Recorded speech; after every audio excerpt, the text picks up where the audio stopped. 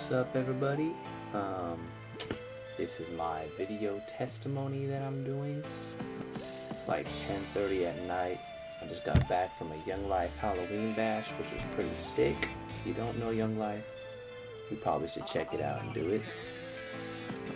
So I'm gonna do this. I'm gonna try to make it not too long and boring to where you don't watch it, because I know a lot of you guys liked my status and you would like to know a little bit about me, wouldn't ya now? Okay, so to start, I grew up in a fairly stable environment. Had a mom, a dad, a brother. Just a little nice little family, as you could say. Growing up, my biggest influence was my brother, who was around me a lot more than anybody else, and I really wanted to follow in his footsteps and be like him. And growing up, he was a gang member. He was a Crip, and he got into a lot of drugs and drinking and partying and stuff like that. And I was like, 7, 8. I just wanted to be like my brother, And so I followed in his footsteps. Well, not really followed in his footsteps, but I was behind him.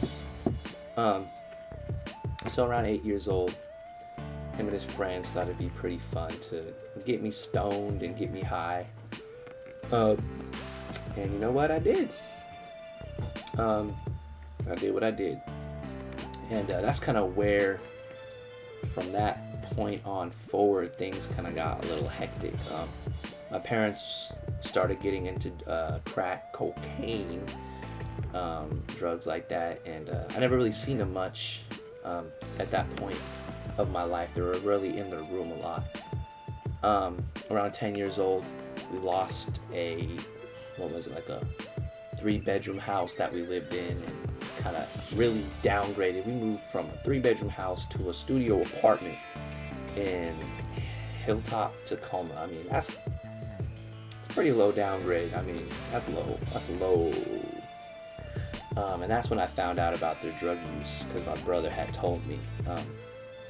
And at that point, I was just in shock. I can't really remember my exact feelings, but I know I was in shock. I was only in like 3rd grade, It was just like, what? How was I supposed to react? So from there, once again, my brother was around, and I kind of surrounded myself with him and kind of his friends, and just started smoking weed and doing what he did. Then things changed, and we moved to Lakewood, in these apartments that we were managing. And from there, my brother left, had a child, and left to Kentucky, and I was crushed, devastated. He was kind of, my only person to be around. And then at that point, that's where the drug use was like out of control with my parents. People coming over all the time. Weird people staying with us. Freaking my uncle coming over, cooking up crack in the kitchen, and just like crazy stuff that I seen a lot of stuff. So at that point, that's all I did was smoke weed. I mean, I smoked weed and went to school. At this point, I was in like 4th grade, 11 years old, just doing it, just trying to survive in a crazy household the way it was. So from there, we ended up leaving my apartments, and once again downgraded again, and ended up living in Tillicum. If you've never heard of Tillicum, good. I mean, that place is it's the lowest of lows. That's like the low income of Lakewood. It's like I call it the armpit of Lakewood, where all the drug addicts and whatever you want, that's welfare status, living there. We moved there when I was about 11, 12, and from there, my parents were still really cracked out and just doing their thing. And, I was about 5th grade. My brother came back for a while and then left again. And, I was just like, forget it, man. Life is just stupid. I'm just going to start just messing up, smoking weed, drinking, whatever, you name it. We moved to Eastern Washington and then came back. And after we came back, started drinking a lot more, taking pills, smoking weed, partying all the time. I still went to school, actually. I was really blessed and, at least a little bit responsible when it came to school. School's always been a priority for me. So I went to school. But, there just comes a point where you just can't do all that anymore. And finally CPS came around and did their thing, and I went to rehab for a month. Really good experience. I mean, it just really opened up my eyes to life and helped me see what I was really doing was wrong. Went to rehab for a month and came fresh out, and I thought I was gonna go back with my mom and dad, but I ended up just coming straight out and moving in with my aunt and uncle. They treated me like crap. I mean, the first night I got there, I ran away to my friend's house. He was only like across the street, but I ran off. I was like, screw this. I already knew I didn't want to be there. That started a big old commotion. And it's like after that, they just had no trust in me. My uncle hit me. I wasn't really able to eat that much, only when they said I could, really. There was one instant where they closed off the kitchen and said, do not enter, because they did not want me eating. Like, that's the most ridiculous thing to do to a child. I mean, I just came out of rehab. You know darn well that I'm trying to eat, trying to grub. No, it wasn't like that. So my social worker came through, swooped me up, was like, hey, you want to go to foster care? And that's normally not a question you say yes to, but it was a reasonable question at that time, and I was like, yeah, get me out of here. So I went into foster care, went to a few foster homes, had my back surgery, had some good foster homes, had some bad ones.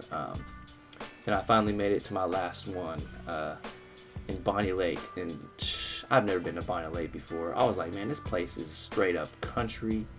I went from living in the ghetto to the country. What is up with this? It was just like, whew, it was wild. I moved in with my foster parents, Tim and Anna, great people, shout out to them. Moved in with them, and that's when I really started questioning my faith at that point. I've never been an atheist or anything. I've always had that spark of God in my mind, but this is the point where I really started questioning it and, what it was really about. Because I've seen them and lived around them for a while, and they were always just talking about God and church and worship and donations and blah, blah, blah. And I was just like, man, these people are crazy. And I started questioning it. And it was a good question. I mean, I would not be giving this testimony if I'd never questioned it. And I did. And, I met great people. I met my youth pastor, Mr. Hoff. Shout out to you, Mr. Hoff.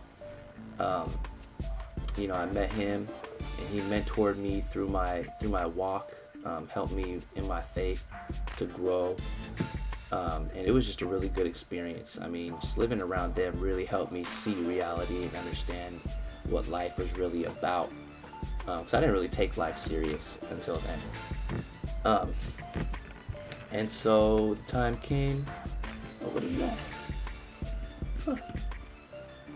Weird glare on my camera. Anyway, time came where this Harvest Crusade concert came around.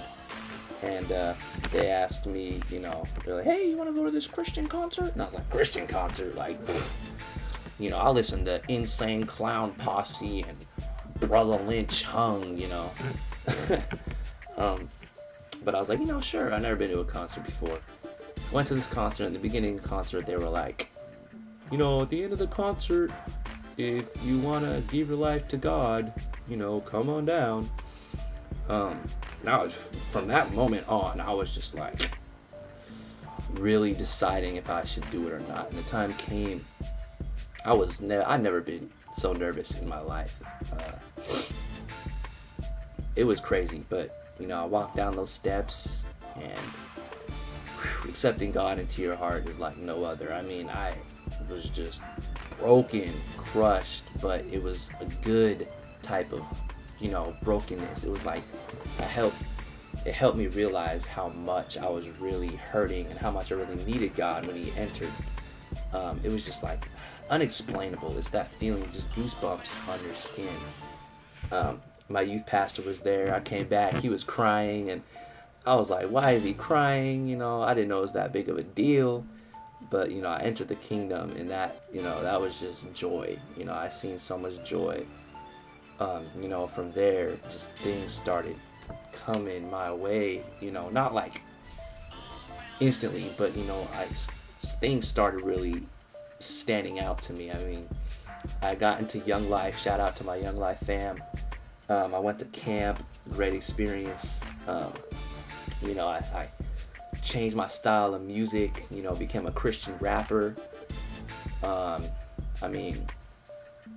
Changed the way I talk. I literally instantly from that day, I gave up cussing, a bad habit. Word might slip out here and there, but whatever. It's not like I'm like F this, F that every 5 seconds. That's not who I am. It's unintelligent anyway, whether you're a Christian or not. It just sounds stupid. Yeah, I just, man, it's just, it's hard to explain, but, the grace that God has is just like ridiculous. That crazy mad amount of love. I mean, being a Christian isn't easy. No one said that it's going to be cakewalk as soon as you give your life to God. That's what I thought. I was like, all right, I'm giving my life to God. Now everything's going to be easy. Psych. But I'm doing it. I mean, I still struggle. I'm still human. I still sin.